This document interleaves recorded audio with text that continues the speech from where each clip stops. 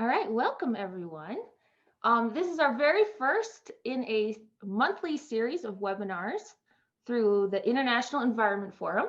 And we are privileged to have our founder here as our first speaker this evening or this morning. Arthur Dahl has worked for the UN for several decades running in various organizations.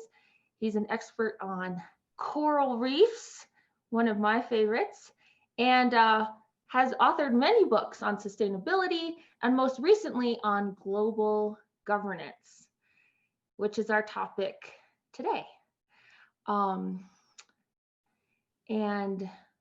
we will keep the chat open if you have any questions for him, or you can just hold them till the end when we'll have ample time for discussion. Thank you, Arthur. Well, thank you all for joining us this evening or this morning, this afternoon, or the middle of the night, or whatever it happens to be in this round world of ours.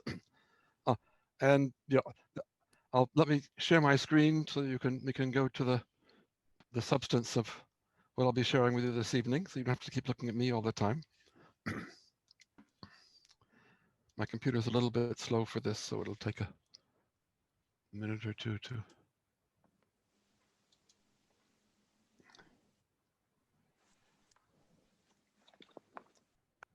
Fine, can everybody see it?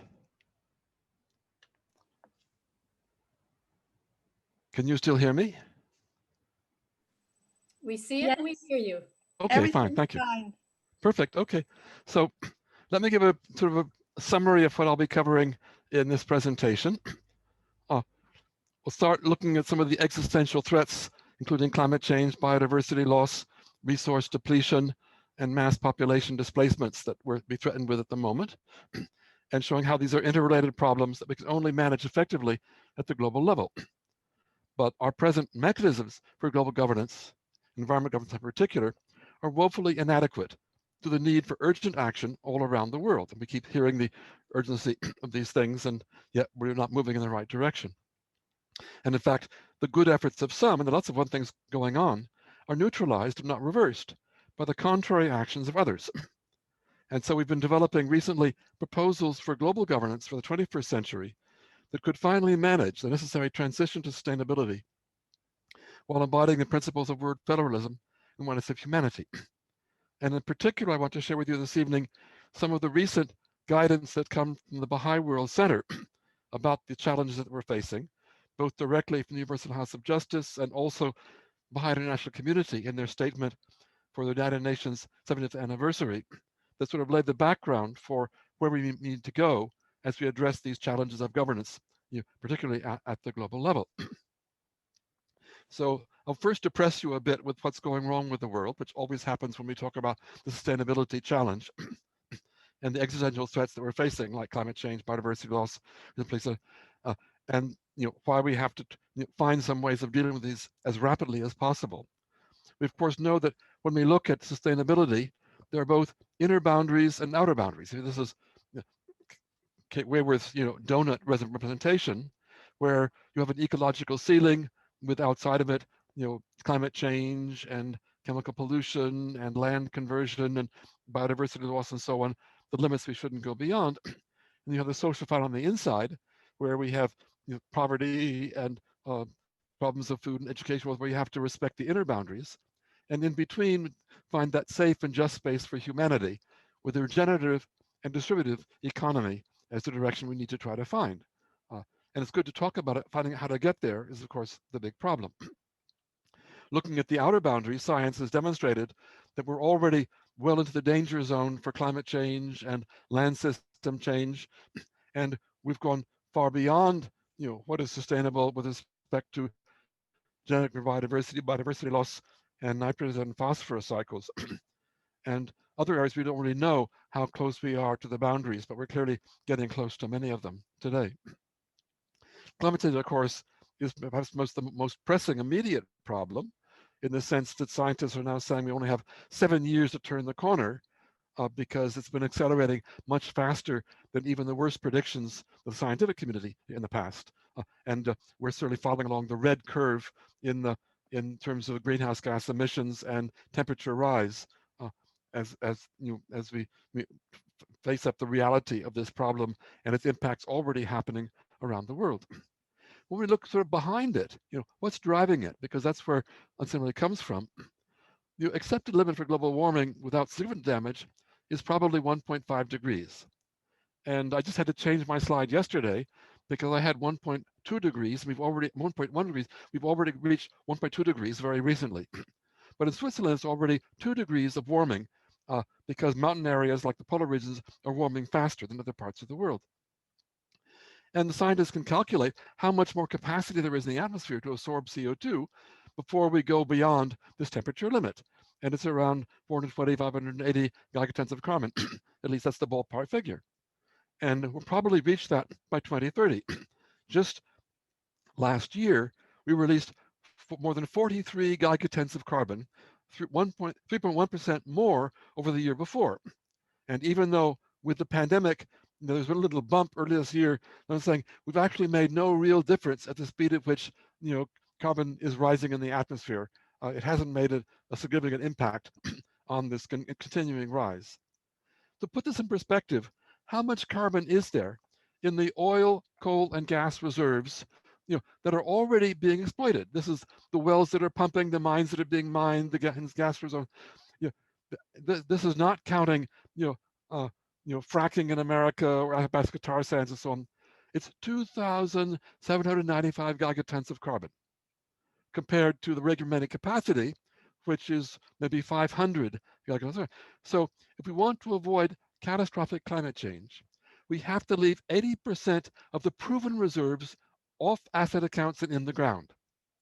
Now tell that to Saudi Arabia and Russia and Shell and Total and so on. Shut down your economies.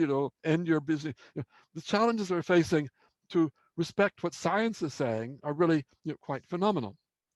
And this is not something that's been sort of surprised on us. Between 1880 and 2010, the 90 biggest industrial carbon producers produced half the rise in global temperature and a third of sea level rise. And we already know now that by 1965, the climate impact of fossil fuels was known, both by industry leaders and politicians. They found notes in the White House under Lyndon Johnson acknowledging the risk from fossil fuels. So this is something that people have consciously known about since 1965.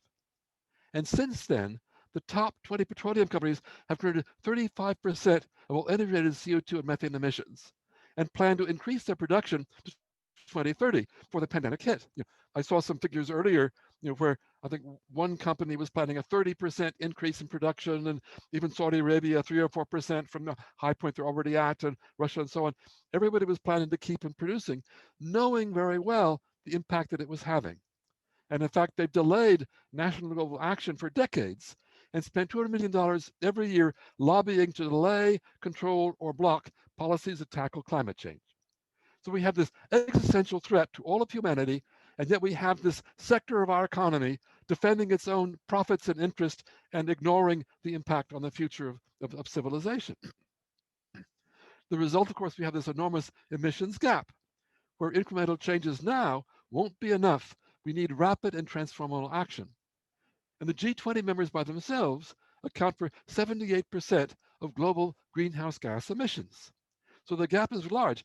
If by 2030, if we want to meet the 2-degree goal, we need to remove 15 gigatons of carbon from what already has been promised in the nationally determined contributions under the Climate Change Convention. But that's for 2 degrees. If we want to go to 1.5 degrees goal, we need to remove 32 gigatons of carbon. So this is an enormous by 2030. That's in 10 years. So we need to strengthen these promises that countries have made under the Climate Change Convention. We have to strengthen them threefold if we want to respect 2 degrees, and fivefold to achieve 1.5 degrees. Clearly, this is not happening. Very few countries have actually pledged to make increases of what they already promised. Many, they still have the rest of this month to complete their promises, but we're far from getting the promises needed. And of course, even what they promised has often not been respected. So there's an enormous gap between what we said we would do, what we know is needed, and what's actually happening. Of course, the results of all of this, we have sea level rise estimated at 1.2 to 2 meters by 2100 and continuing several meters beyond that, could replace 600 million people by 2100. So many urban areas are vulnerable coastal areas, many port areas and so on. And of course, with rapid polar warming, there are tipping points that could make melting irreversible.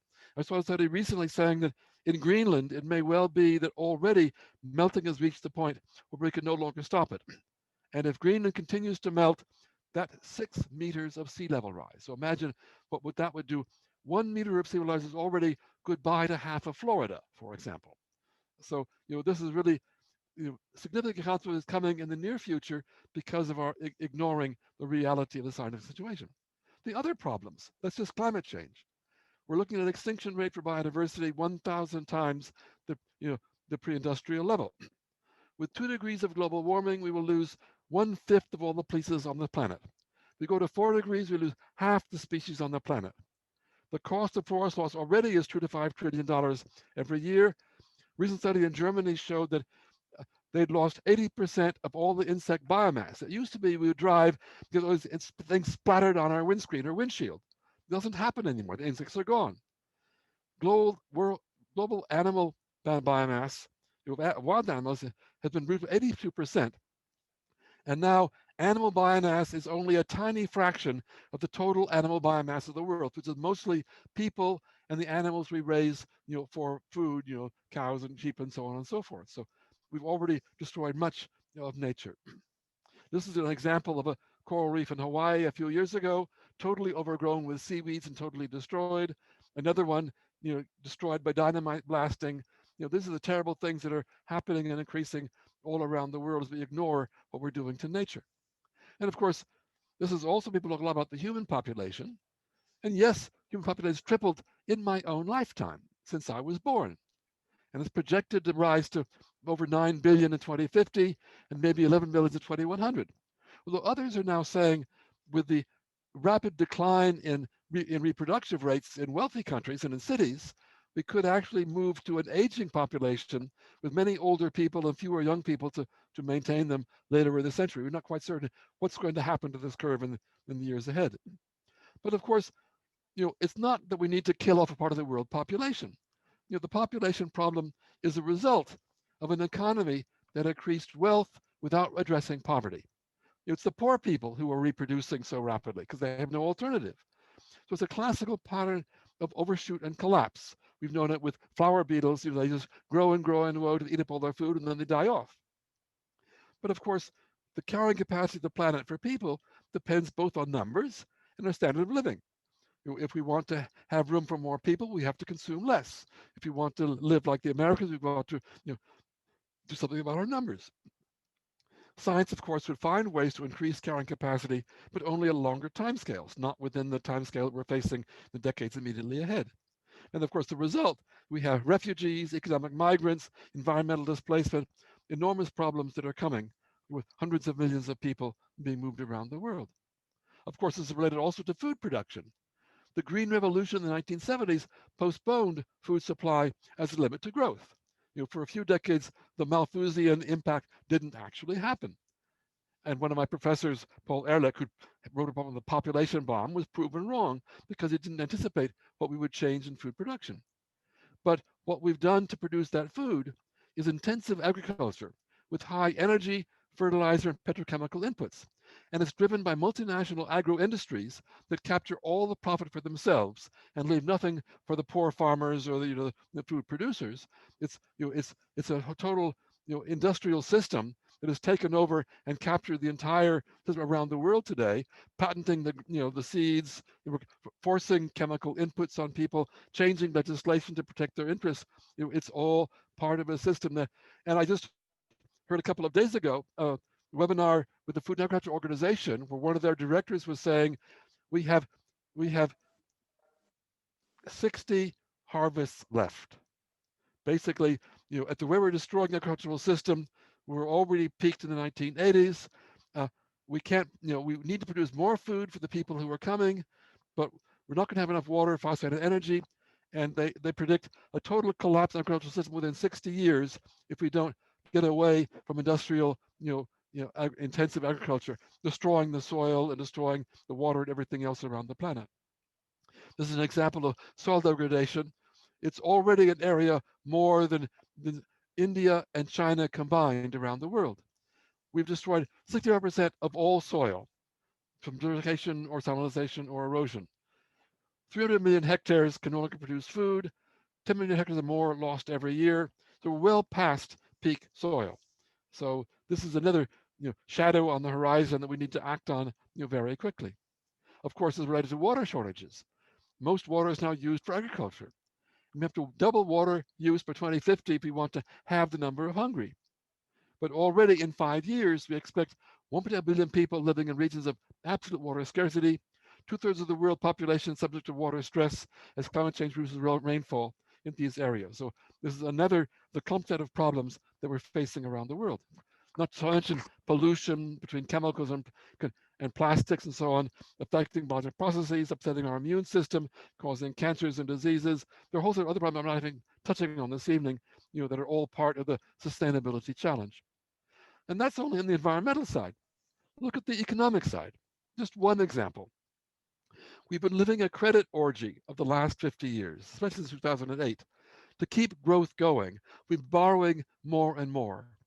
Levels of debt were already out of control before the pandemic, and now governments have ignored all the debt limits, and they're doing everything to try to save their societies by borrowing and borrowing and borrowing.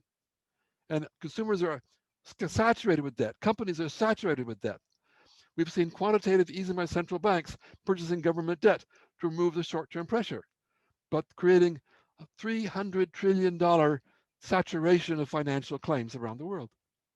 The US government has been growing its debt at twice its economic growth over the last 40 years, so that by 2022, the interest on the national debt in America will pass defense spending as the largest element in the federal budget.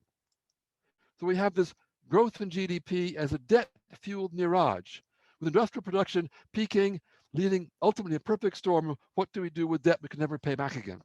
So we have to think about how do we find smaller, simpler, more local regional economies to try to replace the challenge that we're facing on the economic side as well. We could look at this in terms of the ecological footprint, how much land we need to meet our needs and to support and to absorb our wastes, whether as an individual, a community, or a country. The global average today is 2.3 global hectares per person. That's what it takes to produce your food, absorb your waste, manage your carbon, and so on. In America, it's over 8 global hectares per person. China, 3.6, France, 4.4, Switzerland, 4.6. But the resources available, only 1.9 global hectares per person. So we overshot the Earth's capacity in 1970. And since then, we've been, living since August, perhaps, on, living on the capital of the planet and not its interest, as we run down the capacity of the planet to produce what we need. Of course, it's been predicted for more than 4 decades. Back in 1972, the Limits to Growth report to the Club of Rome used computer models to predict what would happen to civilization, going from say 1900 to 2000, 2100. That's these graphs. And so we can see on the left-hand side, they see population growing, resources being consumed, industrial output doing quite well, and life expectancy rising, consumer goods until about 2020, 2030. And then we hit planetary limits and civilization collapses. Of course, no economists liked that idea at the time, so they rubbished this report as this is all nonsense, not going to happen, growth can keep going, technology will solve all of our problems. The scientists went back and repeated the study again for the Rio Summit in 1992.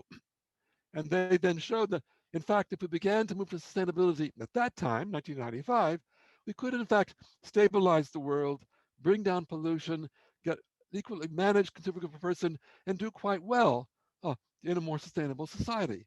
But they warned even then, if we waited until 2015, we would have destroyed so much of the planet we couldn't avoid a major crisis in mid-century, and the standard of living we could have coming out of that was much lower than if we had made the change earlier and saved more of the Earth's capacity to produce what we need. Now, these were just scenarios, computer models. So scientists went back to the models and said, have we actually tracked relative to what was predicted? How well do they predict the future? back in 1972. And in fact, what they showed was we're following right on schedule. We've done slightly better on births and deaths, but everything else is following the curves exactly as predicted. Nothing says that the model is wrong. The limits are there.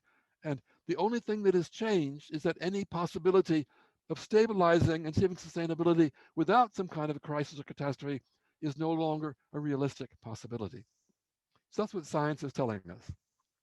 So just to report, this is the 6th of February of this year, where a scientist reported we're facing multiple eco-crises that could trigger systemic collapse, with risks of climate change, extreme weather events from hurricanes to heat waves, the decline of life-sustaining ecosystems, problems of food security, depleting sources of fresh water. They have a potential to impact and amplify one another in ways that might cascade to create global systemic collapse. That was just before the pandemic hit. So add the pandemic on top of all of that, and you can see how fragile we are at the moment and where we're going with our society. So is this the promised apocalypse? The four horsemen of the apocalypse? Pandemics, death, war, famine, the things that were predicted long ago. We're already seeing the pandemic and the deaths. We're facing the climate catastrophe, the biodiversity crisis, the coming financial crisis with overwhelming debt, famines on the horizon. Only thing missing is war for the moment. And given our leaders that even that is still a reasonable possibility, unfortunately. The pandemic, of course, slammed the brakes on the economy with massive unemployment, brought consumer society to a halt, at least in the short term. And in fact, many people found we could live without all those necessities sold to us by the consumer economy. And social dimension has taken on a new importance, with solidarity appearing everywhere. We were applauding the nurses, and so on and so on. So this is really our chance, our opportunity for fundamental transformation in the system if we want to take it. And of course, when you look at it from a systems perspective, yes, we're facing institutional inertia, the multinational corporations that certainly don't want to change, vested interests blocking change on many fronts. But maybe they're like the dinosaurs. The dinosaurs were dominating their epoch. They were the most powerful things everywhere. But the environment changed, an asteroid hit, and they were wiped out. And we see our global environment changing as well today, globalizing in a way that it never has before. So perhaps the old system must collapse to make way for a new one to take its place.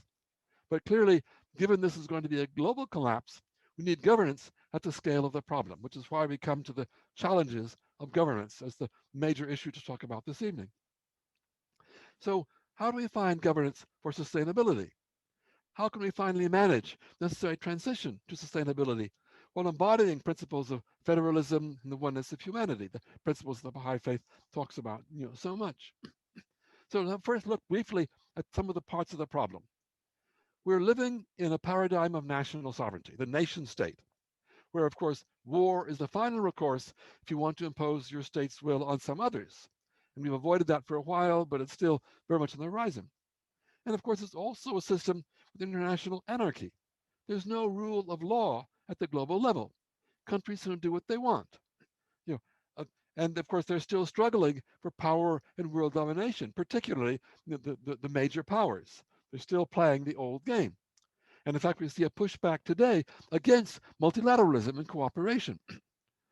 And at the same time, of course, warfare is increasingly dangerous to survival of the human race. And we see all the investment in new weapons, technological systems, drones, and automatic, killing devices, and so on.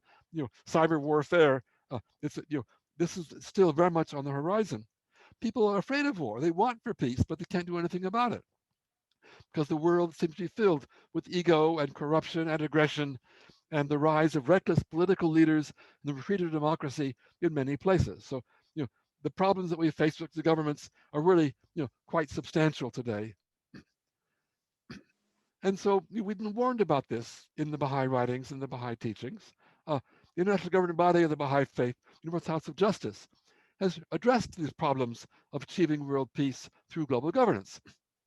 And it noted in a message a couple of years ago that after the First World War and the Paris Peace Conference, the Guardian of Baha'i Faith, was leader at that time, could discern the progress, however fitful, of the forces working in harmony with the spirit of the age.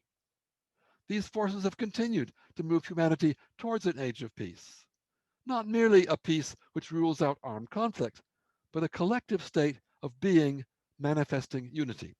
Well, that's a beautiful definition of what peace really is. It's not just the absence of war, but a collective state of being manifesting unity at the planetary level. And they then said, well, this is a long journey in fits and starts, with 3 historical moments reaching for real lasting peace, but always falling short. The first, of course, being the Paris Conference and the establishment of the League of Nations. We still have the Palais des Nations in Geneva as the remnant, so to speak, the League of Nations of the 1930s, and the conference hall where they hoped to be able to decide and agree on peace. Then, of course, we had, after World War II, the United Nations Organization, formed from the ashes of the League, with the system of international economic institutions like the World Bank and the IMF, and advances in human rights, the Declaration of Human Rights, and international. So major progress was made forward with the UN and has still been around 75 years later. So we have the UN in New York.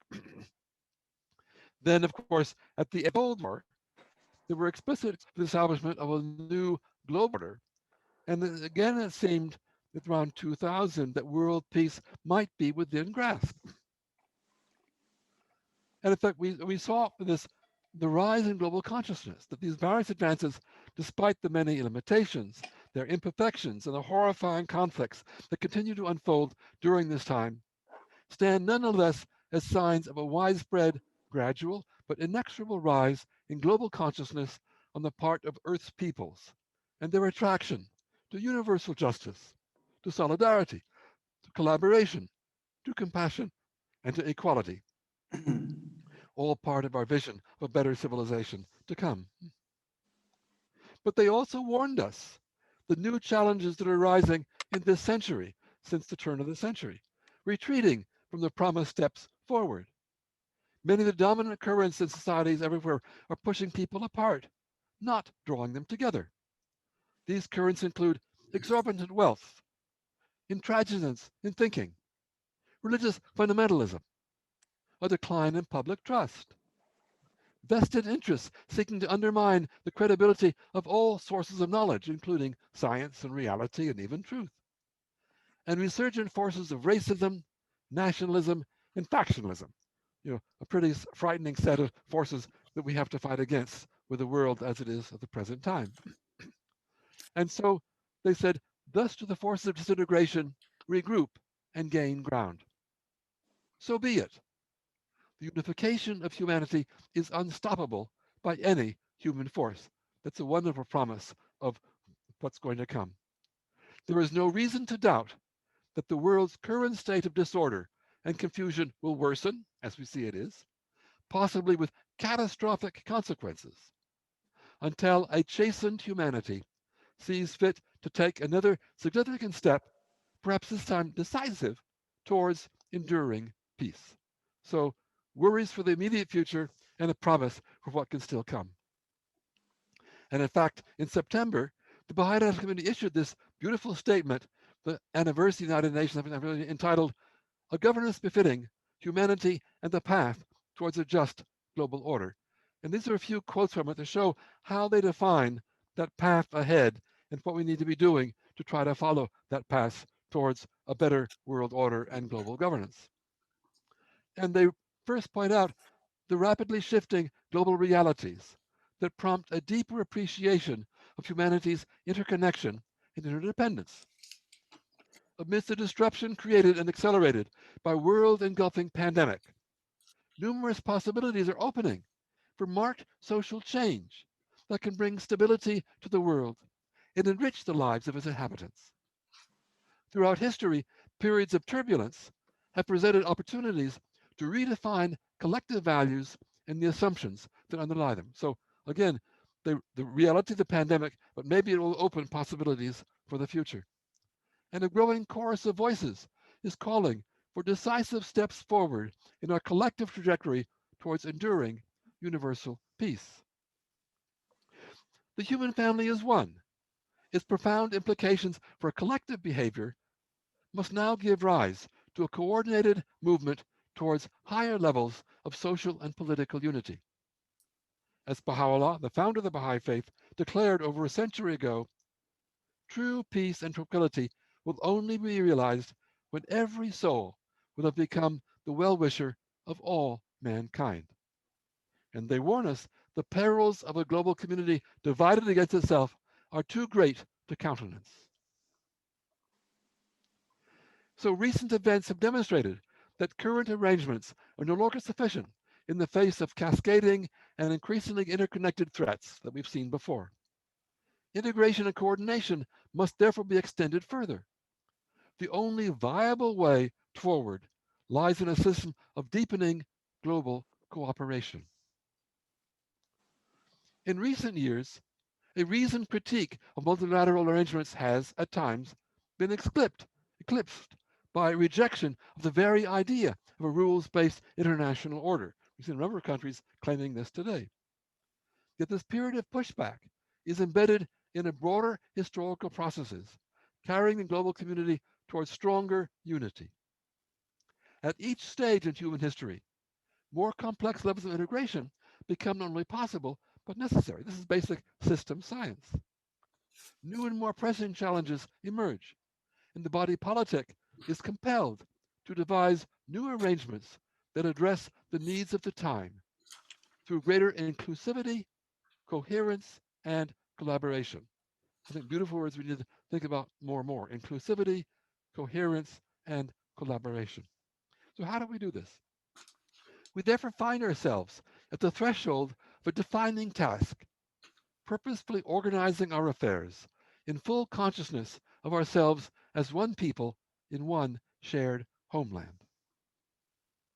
And we got the first step to that. This is the Stockholm Conference, 1972, one of the first steps towards addressing environmental problems at the global level, where I was present. But what is needed today is a settled consensus that, while preserving the various systems and cultures around the world, embodies a set of common values and principles that can attract the support of every nation. Bring this down to the level of values and principles where we can, in fact, unite. And there's a measure of agreement around these shared principles and norms, such as the universality of human rights, the imperative to eradicate poverty, or the need to live within environmentally sustainable limits. This is our global environmental governance. And they point out that a framework that accommodates a diversity of approaches, built on a commitment to unity and a shared ethic of justice, would allow common principles to be put into practice in countless arrangements and formulations. Within such a framework, differences in political structure, legal system, and social organization would stand not as points of friction, but as sources of potential insight into new solutions and approaches, a learning community in a sense. So the true acknowledgement of global interdependence requires genuine concern for all, for the welfare of any segment of humanity is inextricably bound up with the welfare of the whole. We're all in this together today. So whatever benefits have accrued from past conceptions of state sovereignty, present conditions demand a far more holistic and coherent approach to analysis and decision making. For example, what will be the global implications of domestic policies? What choices contribute to shared prosperity and sustainable peace? What steps foster nobility and preserve human dignity?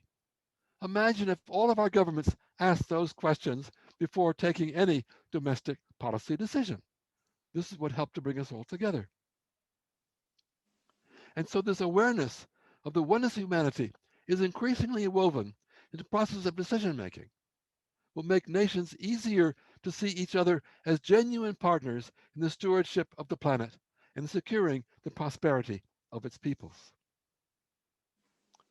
And the progress for all is not attainable if material advancement is divorced from spiritual and ethical advancement. We need to bring in the values dimension to move together with what we can do at a practical or political level.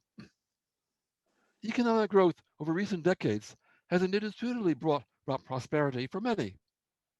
But with that growth, unmoored from justice and equity, A few have disproportionately benefited from its fruits, and many are in precarious conditions. That's the half of humanity does not benefit from the present economy. Those living in poverty are at the greatest risk from any contraction of the world economy, as is happening today, which exacerbates existing inequalities and intensifies suffering. This is an enormous challenge of justice, what we're going through at the moment. Just think about all the poor parts of the world, rural India and so on, and the impacts they're having now, when suddenly they've lost their jobs in the city and so on and so forth. It's an enormous challenge for them as much as anybody. And every effort to advance society, even if concerned with material conditions alone, rests on underlying moral assumptions.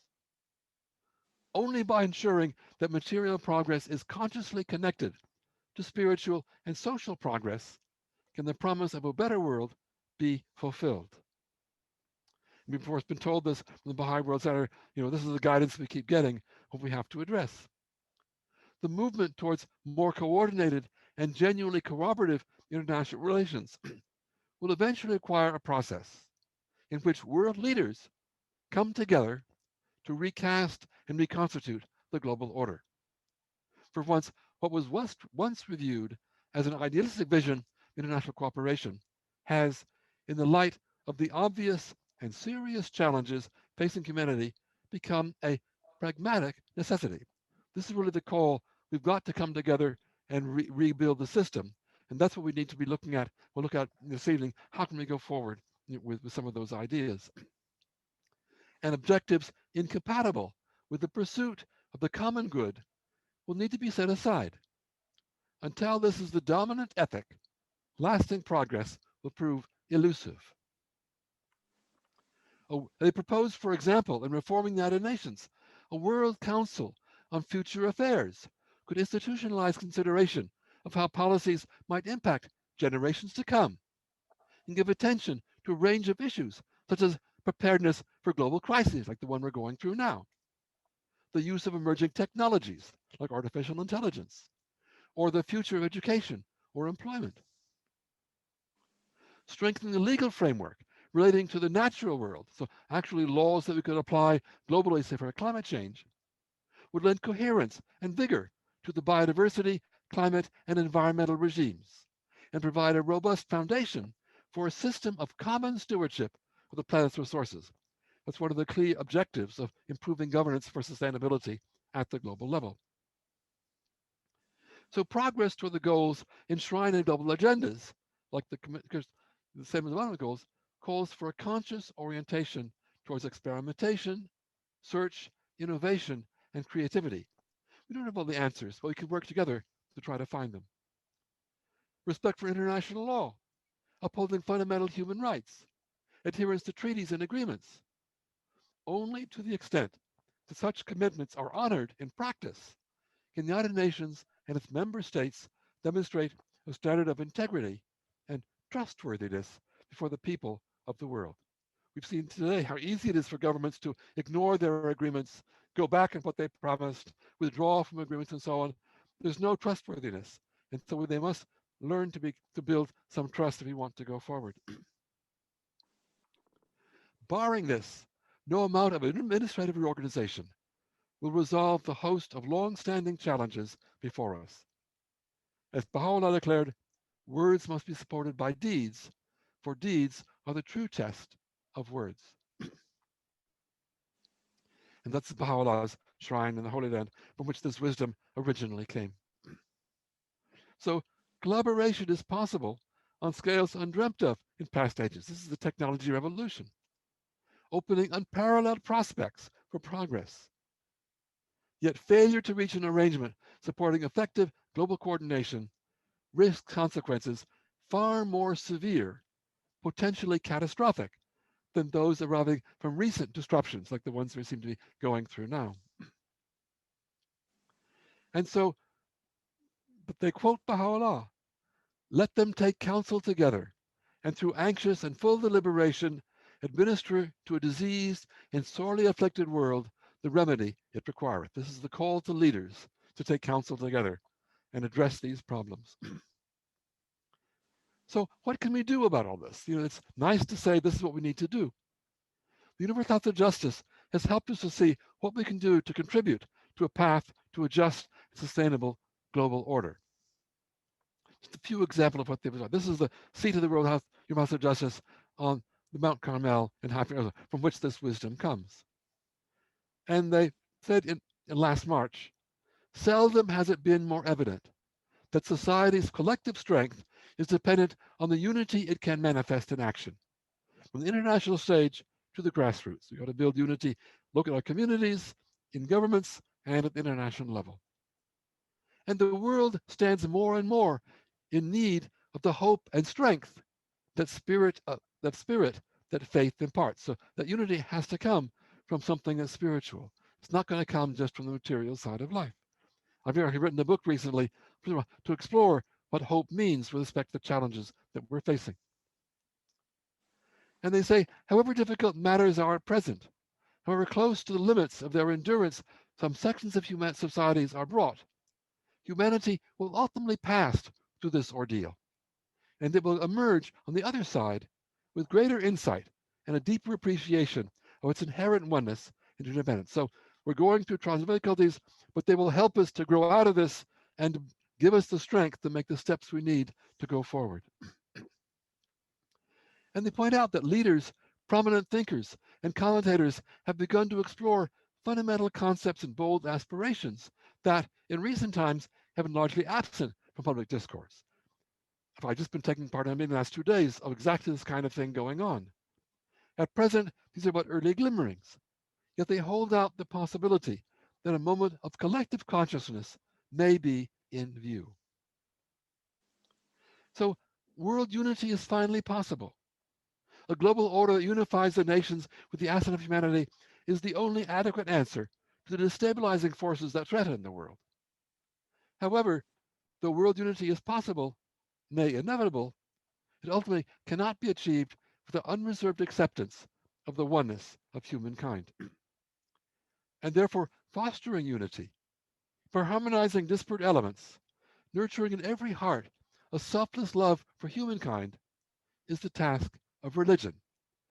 Too often we don't turn to religion as a solution, and yet here they're telling us clearly this is the responsibility to create that selfless love of humankind, which only a spiritual impetus can do. So no matter how bleak conditions may appear at any given time, no matter how dismal the immediate prospects are for bringing about unity, there is no cause for despair.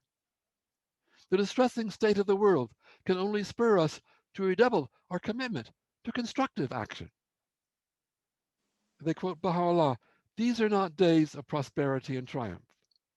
The whole world of mankind, whole of mankind is in the grip of manifold ills.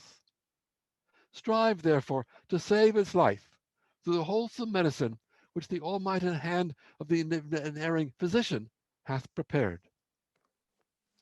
Consider Baha'u'llah's words, they quote again. Address yourselves to the promotion of the well-being and tranquility of the children of men. Bend your minds and wills to the education of the peoples and kindreds of the earth, that haply the dissensions that divide it may, through the power of the most great name, be blotted out from its face, and all mankind become the upholders of one order and the inhabitants of one city. So, sensitized as we are to the importance of harmony and the fruitlessness of conflict, we, the followers of Baha'u'llah, seek to cultivate those conditions that are most conducive to the emergence of unity in any setting. And the House even says, we are heartened to see the believers expanding their efforts to participate in the discourses of society, especially those friends who, in their professional capacity, are able to contribute discourses directly related to peace. And this is why, with 2 other friends of mine working in this area, of peace and governance, we decided to bring together our ideas on global governance and the emergence of global institutions for the 21st century. And in fact, last year we won a prize from the Global Talents Foundation, for our ideas on global governance, which led us to produce very rapidly our book, The Global Governance of the 21st Century. We tried to bring together our experience. Augusto is an international economist with many years of experience in international institutions. Maja is an international lawyer. I'm an environmentalist. And together we say, what do we have to fix in the UN system in order to, find the kind of governance we need for sustainability in the 21st century. So we first were to look at the flaws in the UN Charter. There were the political compromises that gave the victors of World War II a veto power in the Security Council, with permanent members being, you might say, above the law. They can veto anything they don't like. And they've refused to give the Council independent means to enforce its decisions. And while the Charter provides for its review and revision, they've always blocked any review and the Charter. So we've got these built-in flaws that have prevented us from really making use of what the UN Charter set out to do. And in fact, as I pointed out, it's entirely voluntary. Conventions are only binding on the states that sign them and ratify them, and they can withdraw if they want. So voluntary law is not sufficient to address the problems of the world today. And so our approach is to say what we need for effective governance is both legislative, executive, judicial functions that work at the global level, as we accept they always work at the national level. But nations only give up their right to make war in exchange for effective mechanisms of collective security and peaceful settlement of disputes. They've got to have something better. So we need the gradual development of relevant international institutions and processes to build confidence in their effectiveness in reducing national insecurity with carefully coordinated disarmament, with some trust that justice will be done. But of course, as I pointed out, states also have to become trustworthy with a collective sense of moral responsibility. Have to work both up from the local level with the values and the global level in terms of changing the systems. And of course, we have to address the fear of global governance. Many people say, well, if national government is bad, the government will be much worse. Suppose Hitler took over the world, what would we do? So we have to reassure them. We can have stronger democratic control. We can increase representativeness and accountability in decision making. We need a bill of individual human rights at the global level, and the declaration of national rights and responsibilities, with checks and balances and judicial control, and clear ethical foundations for governance. So these are ways we can say, well, we can make governance work at the global level. We also have to limit the scope of national governance. We only need to govern certain kinds of things. Clearly, peace and security and dispute settlement have to be done globally. Human rights are a global issue. Protecting the global environment and areas beyond national jurisdiction, the atmosphere, the high seas, that's clearly something that only governments could do globally. We need principles of subsidiarity and unidiversity. Many things should be taken down to the national to the local level.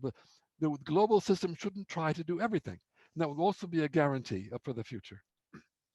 So there are elements of charter revision. We can activate those elements. We can replace the national sovereignty by national autonomy, because sovereignty doesn't really exist anymore in a globalized world with a global economy, and show the primacy of the global common interest in peace and sustainability. So we'll say, looking at the legislative dimension, the General Assembly, we have to make it representing people as well as governments, with weighted membership by population, by the economy, by being a state, ensuring balanced representation of regions, states of different sizes, and a variety of cultures and peoples, empowered to adopt legislation in the global interest, binding on all countries in its areas of jurisdiction. We also need to support the legislation with advisory mechanisms, a temporary civil society, so that civil society people have a direct voice in the legislative process, scientific advice for climate change and things where science is needed, Office of Technology Assessment for all those things like whether it be geoengineering, artificial intelligence, new technologies, how do we assure the good side and protect the bad side? Office of Ethical Assessment to make sure that the values are always considered when considering what laws are needed and how they should be applied. We would replace the Security Council by a broader Executive Council, eliminating the veto and the consensus rule with broader management functions, developing the executive functions of the UN and the program, making it much more coherent as a UN system, with a membership between permanent and collective seats, Chairman Secretary General, so that everybody has a voice in how this all works. We need enforcement mechanisms, a standing international peace force under UN control, plus a reverse force that's bigger than any one country's army, with a disarmament commission and phase disarmament so we can gradually pull away from the militarized world that we have today, and a mediation and conciliation commission to solve disputes in other ways. We, of course, need to make the rule of law binding at the global level. The International Court of Justice exists, but it's only voluntary. It can only make judgments if governments agree to its jurisdiction. We have to give it binding jurisdiction over all states and the right to interpret international legal texts. We need an international human rights tribunal, international anti-corruption court, where governments can only control corruption when the government itself is corrupt, and an attorney general and other structures at the global level. We need to improve the funding of the UN. We imagine, for instance, an automatic contribution of 0% of GDP from each member country. That would raise $70 billion, twice total UN funding, 5 times the regular budget already. Then we can imagine other things like a Tobin tax, other revenue collection mechanisms, and of course, eliminating opportunities for the wealthy and private enterprises to escape from taxation, as they do so much in the world today, where they simply got to go beyond any one country. We need specialized agencies for global risks. We need to consolidate some of the specialized that we have now, make them more coherent. As like Sarah, it's a very fragmented system. Reform the IMF to protect from financial collapse. We need new organizations to address inequality in the world, to regulate businesses at the global level, to harmonize tax regimes. We need to address climate change with binding limits on greenhouse gas emissions. We need to manage the biodiversity, the environment, versus management at the global level. And we need to address migration with the reformed International Organization for Migration. So a lot can be done to strengthen the various executive functions to deal with issues at the global level. We need supporting measures, education for representatives taking part in these processes, for the civil servants, the international civil service, for the members of the peace force. We need wide public education to prepare democratic elections around the world, because ultimately we'd like to see a General Assembly elected by all the peoples of the world. And we need to educate the principles and values based on the Universal Declaration of Human Rights, the values we already have in the conventions. A lot is there. People need to understand them, believe in them, and work to apply them. And of course, ultimately, we need to strengthen trust and trustworthiness. States must trust that decisions are really taken in the common interest. People must trust that their human rights will be protected. Everybody should be able to develop their full potential to contribute to society. And governments must be trustworthy, with everything founded on justice for all, where sacrifices that need to be made are shared equitably, and that nobody is left behind. Those are really the values behind global governments in a sustainable world. So how do we get there? We've explored some of these in our proposals. We could consider an active consultative will, in a conference of all states, leaders deciding, now let's solve the problems, get together. We could sort of, where there is a crisis, try to leverage some progress. Or we could wait for catastrophe to force the transformation. And that may be what happens. That's the fallback position. If we don't act sooner in a consultative way, clearly catastrophe is going to force us finally to make the transition. We could start with a World Parliamentary Assembly. It doesn't require a change in the UN Charter.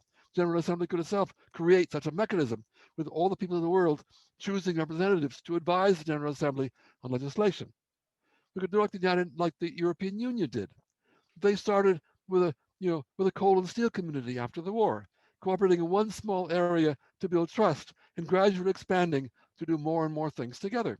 So in the same way, we can start with climate change. It's like, let's act on climate change. And once we've seen that that works, we could then build global governance structures to other areas globally, afterwards. And of course, if the great majority of nations want to move forward to reform the charter, and only a few holdouts, probably the permanent members with a veto, block it, the second option is to have a charter replacement conference and say, we're going to create a new organization to abandon the old one, like the UN did with the League of Nations. We could transfer its assets and signatory bodies, and the holdouts could be left holding an empty structure until they decide to join. So there are various ways we could go forward that we could explore depending on what governments are ready to do. And of course, we need to build communities on spiritual principles. The House has told us the devoted efforts that we're making with our like-minded collaborators to build communities founded on spiritual principles, to apply those principles to the betterment of our societies, to offer the insights arising. These are the surest ways that we can hasten the fulfillment of the promise of world peace. And everybody can be doing that.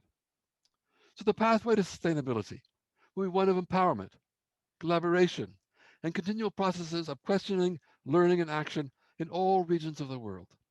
It will be shaped by the experiences of women, men, children, the rich, the poor, the governors, and the governed, as each one is enabled to play their rightful role in constructing a new society. As the sweeping tides of consumerism, unfettered consumption, extreme poverty and marginalization recede, they will reveal the human capacities for justice, reciprocity, and happiness. And that's really the future that we should be working for, that we should be inspiring to build, regardless of the challenges that we're facing at the present time. I included in my presentation, which you can then consult afterwards, the references to some of the major sources I've been quoting in this presentation. Thank you very much for your patience and listening to me. I know it's been pretty dense, but I hope that it's been something that will be useful in thinking about how we can address governance at the global level. Let me stop sharing so we can open to discussion, questions, whatever you would like to raise. Arthur, it seems you have written the handbook on how to recreate the UN. This is extremely exciting. Well, Heather can have 50 pages into just less than an hour's presentation. But yes, we thought if we at least can make it look as reasonable, practical as possible, maybe we can take it seriously. As long as some sort of abstract ideal out there in the future, it's a utopia, we'll never reach it. But if we could actually take content, this is what we can do concretely here and there, take with that, fix that, and so on. Maybe we'll say that actually might work. Let's work for it. That was our attempt to try to take this and run with it and say, what can we do to stimulate the actions going forward?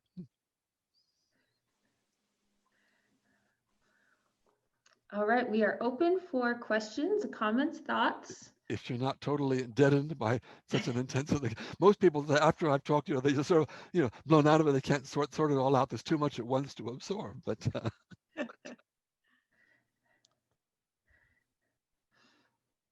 I love how you limited the scope of the, your suggested new UN version 2 to only specific global issues and not too much. So it's not too overwhelming for nations to feel like they're losing their sovereignty, right? Exactly. Well, and we see in the House of Justice keeps saying that there are diversity of approaches. There are different ways of doing things. In the statement for the anniversary, they highlight how it's important to let many different ways of finding solutions to problems. I quoted that in the meeting that I was speaking at yesterday and today, and so I said that was really they liked that because that was really very reassuring that we're not looking at some top-down imposed single way of doing things. We're looking at all the diversity and the richness of the human family and building on that to find many ways and inspiring each other to find better ways of going forward. It's a very complex systems approach to solving the problems of the world. In the same way that you do it in religion with progressive revelation, we're doing it in science with progressive environment, we're doing it in politics and all. This is the kind of thinking that the Baha'i faith has brought to the world.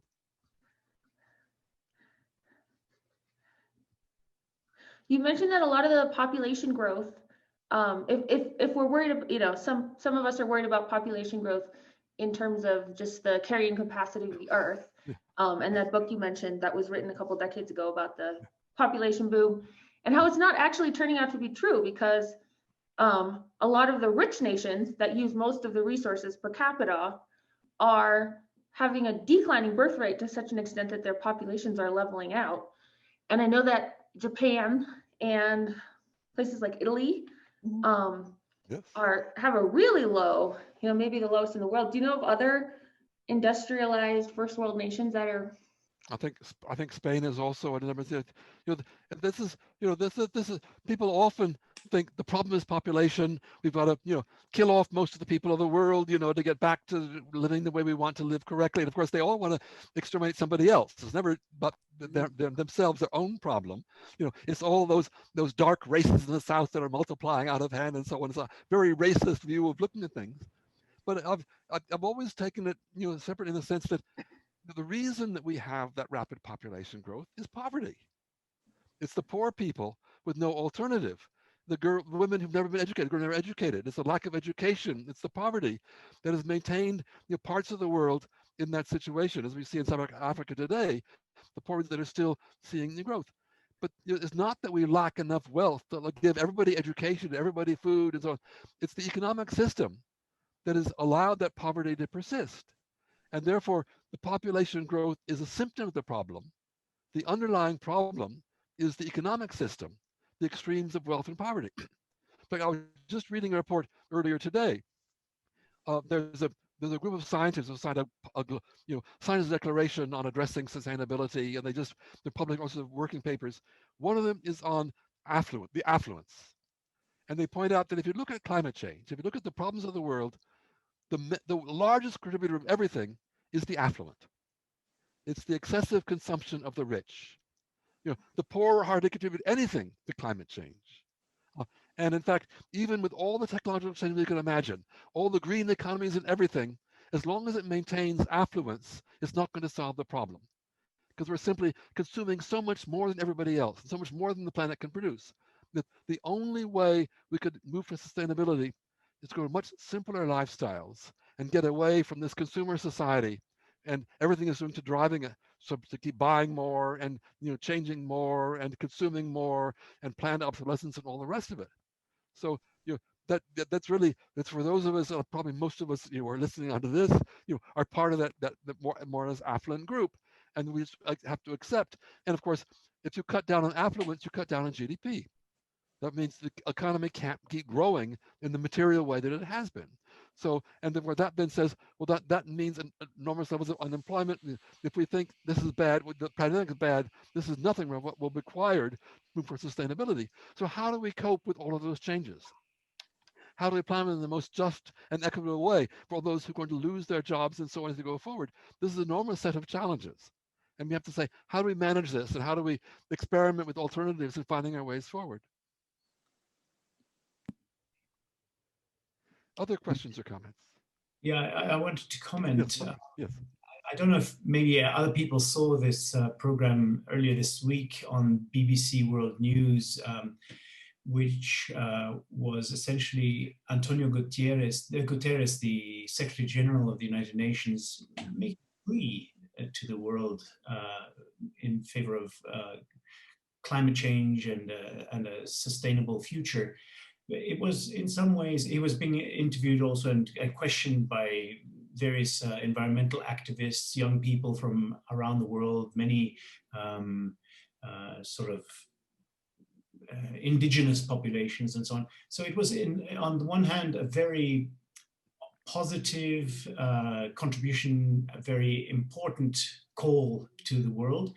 But at the same time, it somehow emphasized to me some of the impotence of this huge organization of the United Nations, as you have outlined, Arthur, that the Secretary General needs to come and make this call to people, and they possess essentially no power to enforce and make any of these conventions binding on the member states.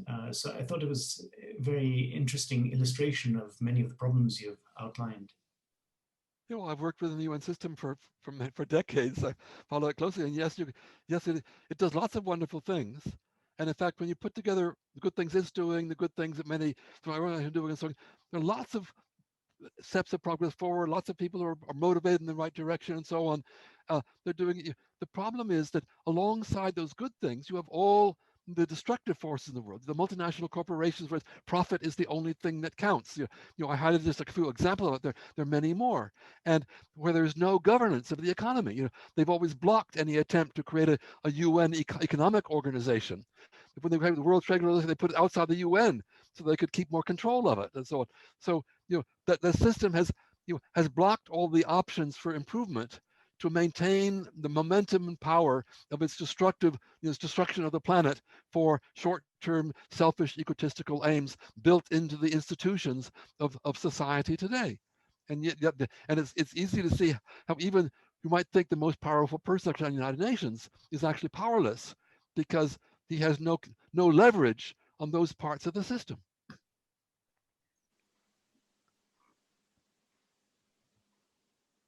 Other questions or comments? Yes. How would you see practically how such a unimaginable, at least for me, unimaginable radical transformation can happen? What could realistically be happen to see this transformation? Well, look at the example of the Soviet Union. It seemed like an enormous superpower monolith, and it collapsed very quickly from its internal contradictions. I'm not convinced that the capitalist system is any more stable. I think it has, and I think when you look at, I quoted several warnings about possibly catastrophic, coming catastrophe. We've not seen anything yet relative to what is coming. All of those seem to be warnings that there's something something suddenly should cause the limbs of mankind to quake, as Baha'u'llah said at one point. And it could be a third world war, which would be terribly catastrophic. The better solution would be a financial collapse. If this the system that's maintained itself so long by endless borrowing, by endless accumulation of debt, which is why I put some of those figures in, to the slides I was sharing with you. If all of that comes home to roost, and you suddenly recognize that you cannot keep borrowing forever and ever, debt can't go on forever and ever and never be reimbursed. Something has to give. There were actually, I think there's something where the Garvey spoke to said that the point would come where the American dollar would be worthless, and that could happen if if they've that suddenly the financial system collapses and there's nothing behind it anymore. People realize that it's all an artificial conduction, a house of cards that can come collapsing down. Now, if something like that happened, it would shut down most of the corporate world. It would shut down that economic system, which is driven by borrowing and debt. All of the corporations have enormous levels of debt as well, or they've hidden all of their money in tax-free havens to avoid taxes, before it might evaporate as well overnight. So it seems to me that something must happen to the inertia of that system that would cause it to go over the edge. And then, of course, the question is, how do we live through the trauma of what that would imply and come out the other side? And of course, again, when we look at what we're told to do in the Baha'i community, build community, develop solidarity, work with your neighbors, work in your neighborhoods, at the local level, this is the foundation for the future. That's the best insurance. If there's a collapse at other levels in the civilization that we're going through, the civilization, the best insurance will be what you can do together to muddle through this and find solutions to the problems you're facing. So it says, my vision of my scenario of the future is that, yes, we're putting it before people what we need to do to change. We can't predict what will trigger what along the process. We're looking increasingly unstable, and therefore increasing likelihood that some kind of break in the system needs to come. And the question is then, how do we work through that? How do enough of us survive to start building out the other side? And then we can go back, well, this is what we should have done. Let's sit down, if we can, and as quickly as possible, rebuild the other elements of the structure we need to go advancing world civilization. I'm still hopeful. That's why I wrote a book on hope. Yeah, I'm still hopeful. Yes, go ahead, please. I'm thinking a little bit smaller than, yes, but with the complex levels of integration, the framework, and the social organization, I just wondered to anybody how you would view the roles of young people, like between 15 and 25, when your moral sense is developing and is really sharp, and how for older people to guide the younger people to taking a role in all of this. Is that unclear? Others are going to come in. I think certainly they're the generation who has to live through this and build the other side. And the more that we can do, and we see that with the Junior Youth Empowerment Program, if we can vaccinate them against materialism and get them to see that the real pleasure comes from helping other people, from doing something altruistic, from creating your own projects and finding solutions and so on. Those are the foundational values that would allow them not to be dragged down if things collapse. My job in the UN for a decade was managing the UN system-wide Earthwatch, which meant all the monitoring of the global environment, see what problems might come in the future with the space agencies, the research programs, and everything else. So it's really the system's view of the whole planet. One of the things people do often think about is if there were a giant solar flare. The last one that happened was in 1859. And it broke through the magnetosphere and created such an enormous electrical charge at the surface that all the telegraph operators got terrible shocks from the wires that they were touching on the telegraph. That was the only detector of what was happening. If something like that happened today, it would grill everything electrical and electronic on the planet. Now imagine if suddenly tomorrow you didn't have your digital bank account, you didn't have a cell phone, you didn't have the internet, you didn't have all the things that we depend on, in this system. It's much more fragile than we expect. There could be a cyber warfare that could many parts cut us off from many parts of the world. So there's a fragility to these things that we should not become totally dependent on if we can help it. Use them while we have them. Be detached if something happens to them, and have other ways that we can build forward and build the better community that has to come out of all of this. Thanks. Other contributions? Don't let me get all the answers. Some of you, I'm sure, have answers as well. So feel free to contribute if you would like to. I appreciate your conversation. And I work with a lot of Gen Zs, and I think they're already thinking this way. It's just inherent in their consciousness. But I appreciate your reference to donut economics. I've recently been introduced to it. And as you were speaking, I was thinking about, because a lot of people are afraid of this is what they know, this economic system. They don't think it can change any other way. So getting other ideas out there. And then the other thing that was going through my mind was the whole rights of nature and keeping these things in mind as we move forward. Do you have anything to say about the rights of nature? Well, there are many elements in the Baha'i writings talk about the importance of nature, the rights of nature. There was, when Baha'u'llah was in prison, you've been there, what, 9 years in prison. One day he made the remark, and this is quoted in Bahá'í in the New Era, that the city was the world of the body, the countryside was the world of the soul. And he loved nature, and he missed nature. And there are many references to the importance of nature. The whole compilations on the IEF website about the value of nature, the beauty of nature, the diversity of nature. At Stanford University in 1912, Abdu'l-Baha, the son of the founder of the Baha'i faith, gave a talk to all the student body and the faculty on science and religion. And he said, and he talked a lot about ecological principles, the balance, everything connected in this global system of life that's been, that God has created. And he says, should man, infinite superior, be a destroyer of the balance in that system? So he actually warned us not to be a destroyer of the beauties, the wonder, the integration, the fantastic things that nature can provide to us. So yes, you could write a whole ecology textbook with quotations from the Baha'i writings if you wanted to. It's all that, which is why I became an ecologist. I grew up as a Baha'i, and that was natural to go on and and apply the values in the field of science.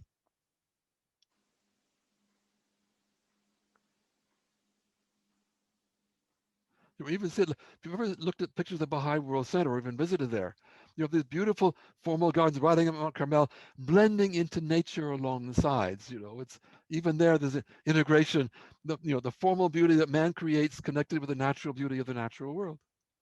So the symbolism is everywhere.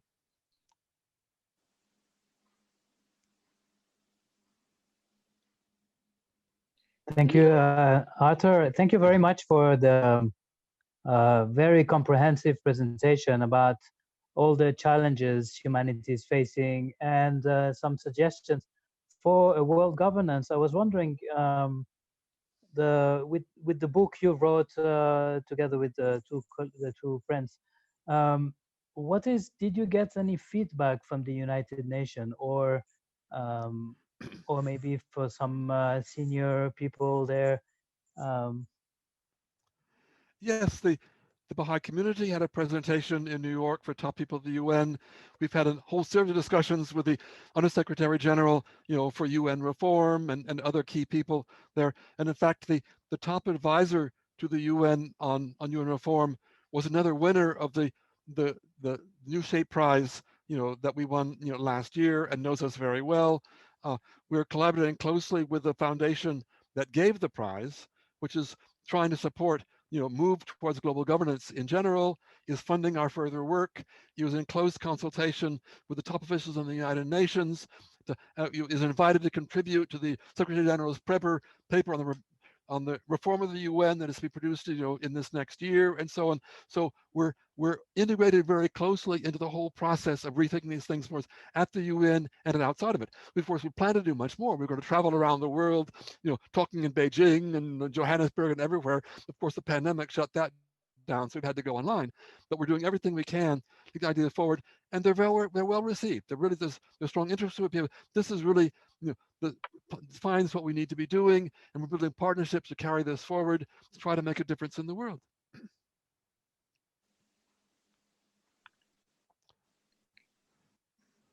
It's amazing when you come with some Baha'i principles and ideas, it can open all sorts of doors. People say, that sounds right, and they want to carry it forward.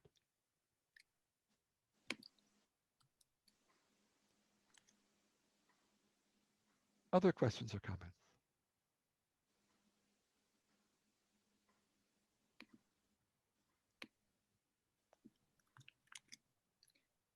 You can also post them on the chat if you would like to. I don't see any yet, but earlier you started to say something about what gives you hope. So I would be very curious now at this stage in the history of mankind, what gives you hope? Well, I would say, in the long term, we have the promises in the Baha'i faith of an ever-rising world civilization.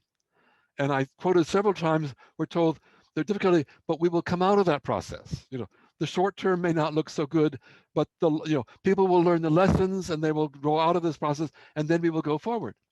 So that gives me hope. I think the only thing that sort of worries me now is that I'm now 78. And I think, will I live long enough to begin to see us coming out the other side? We're just about to start, 10 years of plans for the Baha'is. That would take me to the age of 90. I don't know about my individual hope. It would be nice to be able to hope that I would see everybody buying into this and carrying it forward. If not, I have to pass on that hope to other generations, which I wrote a book on the subject, because one does what we can with what one can with the resources that one has. I think I've been extremely lucky in all that I've been able to do in my life, trying to be of service, that in general things have succeeded more or less. It's never been perfect, but that we've been able to make steps forward in building regional cooperation, in buying into the environmental issues and young people taking them forward and so on. People that heard me talking years ago and became environmentalists and are now senior professors, working on these issues and so on and so forth. Yes, there's lots of reasons to be hopeful.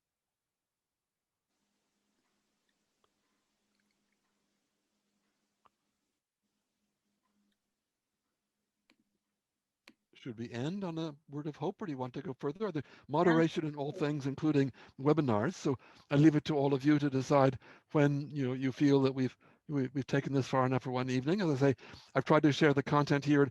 That was only a short selection. If you're really desperate to go into it, there's a 550-page book that you can read to go into the details. But already the Baha'i community statement and the guidance we've been receiving recently can all help us to find our way forward and to find what we can do ourselves. And a lot of it, what we can do ourselves. We don't have to wait for everybody else to solve these problems elsewhere. We know we can start building at the local level. We can start with our neighbors and our friends and our family, and we can begin to lay a foundation for those values that will allow us to build peace, to allow us to be more sustainable. We can question our lifestyles. Maybe the things I can do to already live, being content with little and free from all inordinate desire, and meeting my needs, not succeed at them. There's always things. We're often trapped in a system. We don't have many choices, but within those choices, we can find some ways of doing things differently to try to set an example for others and be part of the solution rather than the problem. Other questions?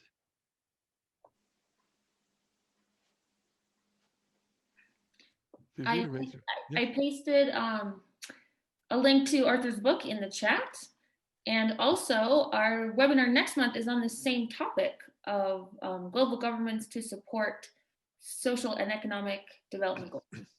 So if you're interested in going further, there's 2 resources in the chat there for you.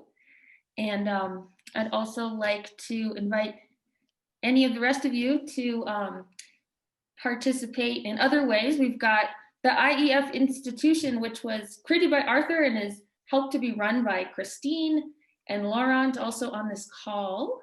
The dynamic trio of them also give several courses each year on environmental issues. In the spring, they conduct a course on climate change. And in the fall, they conduct a course on sustainability together, where you get even more of this kind of material. It's extremely thorough. And I'll put all those links in the chat for you. If you're interested in participating in this webinar series yourself, the email address is over there. And we're also looking for just 5-minute updates. We're going to do one webinar at some point in 2021 that is an update of a collection of 5-minute updates from all of you from around the world of just local initiatives that you're doing, and just share your successes and efforts with the rest of us. Yeah, thank you, Michael, for pointing out the Secretary General's talk. I saw that we've got to put this on the IF website. Haven't had a chance yet to actually say this is something that we need to publicize, because he's really hit the nail on the head with those things. Joachim I was on his doctoral committee, so he's in a sense been one of my students, so to speak. So this is passing it on to the next generation to carry these things further. So I encourage you to come and join the webinar next month as well. All right, thanks everyone. In fact, Joachim also won a prize from the Global Challenges Foundation in their educational programs for the things that he's been doing. And last Wednesday, I lectured to the course he's teaching on sustainability at the International University of Geneva. So we work very closely together. It's a small world, but we try to take things forward. So thank you all for joining us this evening. We hope that you weren't too bored by this, that it stimulated some thinking, and we'll encourage you to, in your own little way or big way, whatever it is, take these things further and help us to address the problems of the world. It's possible to fix the world. Don't think it's impossible. So thank you very much for being with us today, this evening, this morning. I hope that Todd didn't go to sleep at 3 in the morning or 3:30 in the morning, that you get a sense of catch up on your sleep later. Thank you very much, Arthur and Yeah. Kayla. It was wonderful, Yes. this webinar. Yes. Thanks everyone. Thank you so much. Okay, very good. Thank you all. Thank you. Bye-bye. Thank you. everyone. Goodbye. Bye. Thank you. Thank you. Bye.